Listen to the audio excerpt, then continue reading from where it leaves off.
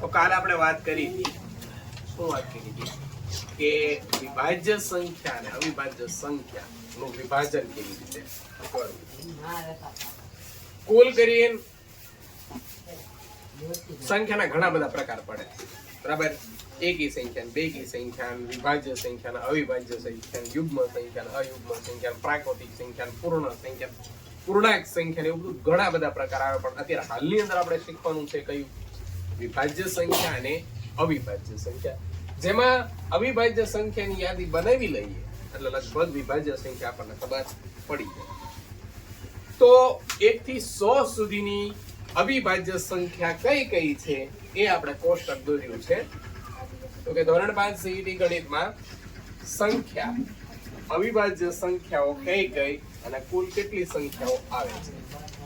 તો કે 1 થી 10 સુધીની સંખ્યા લઈએ તો એમાં અવિભાજ્ય સંખ્યા કઈ કઈ છે? 2, 3, 5, 7. આ જે સંખ્યા છે એ અવિભાજ્ય. કાલે જ આપણે વાત કરી હતી કે અવિભાજ્ય સંખ્યા કોને કહેવાય? કે જે સંખ્યાના માત્ર અને માત્ર ફક્ત અને ફક્ત 2 જ અવયવો મળે એવી સંખ્યા, એટલે કેવી સંખ્યા કહેવાય? અવિભાજ્ય સંખ્યા. વિભાજ્ય સંખ્યા એટલે જેને 2 કરતા વધારે અવયવ હોય, જેને 2 અથવા 2 કરતા ઓછા, 2 કરતા ઓછા તો લગભગ કોઈને ન હોય, 2 અવયવ તો ઓછામાં ઓછા હોય, 2 અવયવ હોય એવી સંખ્યાને કઈ સંખ્યા કહેવાય? અવિભાજ્ય સંખ્યા. તો 1 થી 10 સુધીની સંખ્યા લઈએ એટલે કે 1 થી 10 સુધીના એકડા લખીએ તો એમાં 4 સંખ્યાઓ છે જે અવિભાજ્ય છે. કઈ કઈ? 2, 3.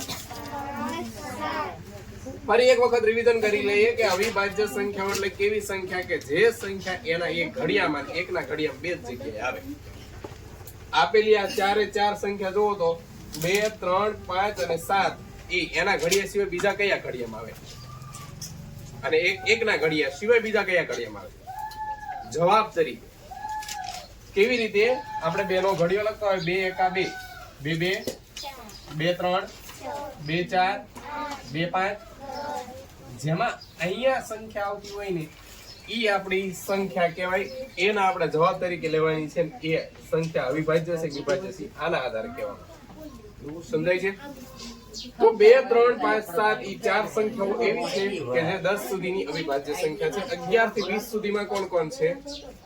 11, 13, 17, 19. પહેલામાં 4, બીજામાં 4. 21 થી 30 માં 23, 29. બે જ સંખ્યાઓ એવી છે જે અવિભાજ્ય છે. જો યાદ રાખવાનું છે 31 થી 40 માં 31 અને 37. જે સંખ્યાઓ અહીંયા લખી છે એ સંખ્યાઓ પોતાના ઘડિયામાં અને એકના ઘડિયામાં આવે છે.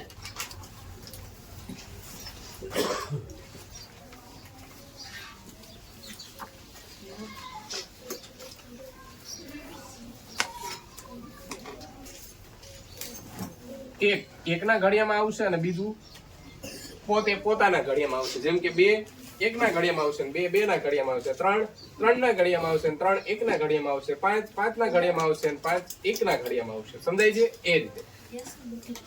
ત્યાર પછી 41 થી 50 માં 41, 43, 47. કુલ કરીને 3 સંખ્યાઓ. 51 થી 60, 53, 59. બે સંખ્યાઓ. 61 થી 70, 61, 67. બે સંખ્યાઓ.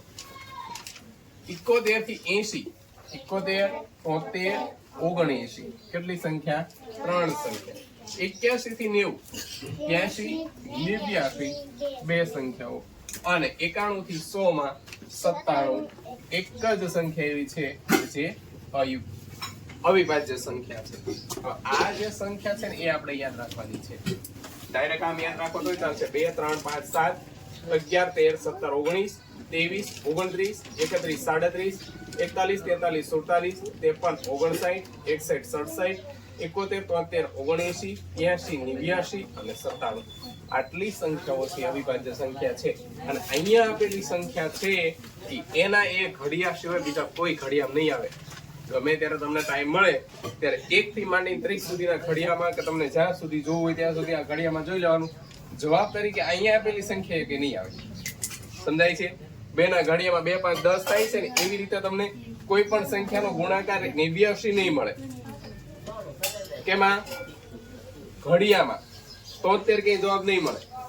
સમજાય છે? 72 મળે કે ન મળે? 36 2 72 73 કે મળશે નહીં. હું એવું કહેવા માંગુ છું. સમજાય છે? એટલે કે એવી સંખ્યાઓ તમને નહીં મળે કે જે સંખ્યાઓ અહીંયા આપેલી છે એ અવિભાજ્ય સંખ્યાઓ છે જે જવાબમાં મળવાની નથી. સમજાશે? આવડશે કોષ્ટક? રાઈટ. અને સોરી, અત્યાર સુધી આપણે જે ભણ્યા ટાઈપ 1 સરવાળામાં એના જે અમુક દાખલાઓ છે આપણે બોર્ડ ઉપર પ્રેક્ટિસ કરીએ. જેમાં પહેલો દાખલો છે 1 3 5 7 9 ખાલી જગ્યા. 1 3 5 7 9 ખાલી જગ્યા કેવી શ્રેણી છે અને કઈ સંખ્યા ઉમેરાઈ છે એ આપણે મેળવવાનું છે. તો છેલ્લું પદ કયું હશે? આવી રીતે શ્રેણી જે બને છે એમાં કયું પદ ઉમેરાય છે? સમાન પદ ઉમેરાય છે? કયો નિયમ લાગુ પડે છે આપણે કહેવાનું છે. 1 માં કેટલા ઉમેરો ત્યારે તમને 3 મળે? 2. 3 માં 2. 5 માં 2. 7 માં 2.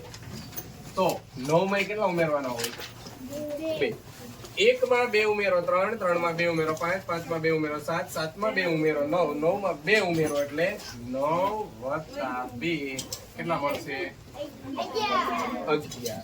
એટલે અહીંયા ખાલી જગ્યામાં 11 આપણો જવાબ આવશે સી. સમજાય છે? નિયમ લખવો હોય તો લખી શકાય. કયા નિયમનો ઉપયોગ થયો? સી તો જવાબ છે. કયા નિયમનો ઉપયોગ થયો? તો કે સમાન સંખ્યાનો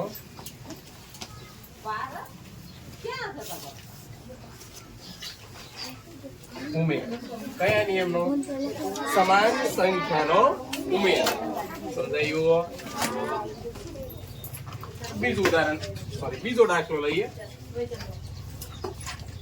100 107 114 121 128 એન્ડ છેલ્લી કઈ સંખ્યા? A 134, B 135, C 142 કે D 137. કયા નિયમનો ઉપયોગ થાય છે એ આપણને ખબર પડી જાય એટલે આપણને દાખલો આવડી જાય. 100 107 114 121 128. હવે પછી કોણ? 100 માં કેટલા ઉમેરો ત્યારે તમને 107 મળશે? વિચારો. નો આવડે તો શું કરવાનું? 100 માં સોરી 107 માંથી 100 ને બાદ કરી દો. 107 માઇનસ 100.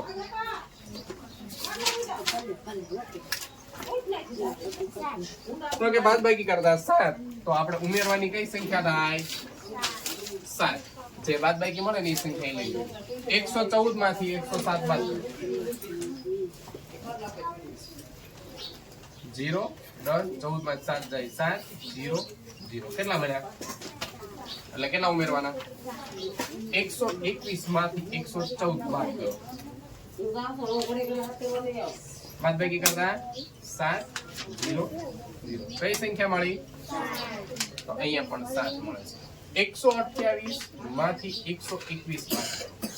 7 0 0 કઈ સંખ્યા મળી? તો જો અહીંયા સંખ્યા દરેક વખતે કઈ ઉમેરાણી છે? તો હવે પછી કેટલી ઉમેરવાની? 7. 128 વત્તા 7 128 વત્તા 7 7 ને 8 15 કેટલા? 135. આપણે ખાલી જગ્યામાં જવાબ આવશે 135. ઓપ્શન કયો છે? બી 135. અહીંયા કયા નિયમનું પાલન થાય છે? કોણ કહેશે? કયો નિયમ વપરાણો અહીંયા? 7 + 4 + 7 + 7 કયો નિયમ વપરાણો કહેવાય? સમાન સંખ્યાનો ઉમેરો. લખવું આપણે યાદ રાખવું જરૂરી છે, કેમ કે આપણે ત્યાં ઓપ્શન ટિક કરવાના છે, પણ નિયમ કયો વપરાણો એ આપણને ખબર હોય તો દાખલો જલ્દી આવશે. સમજાય છે? આવડશે?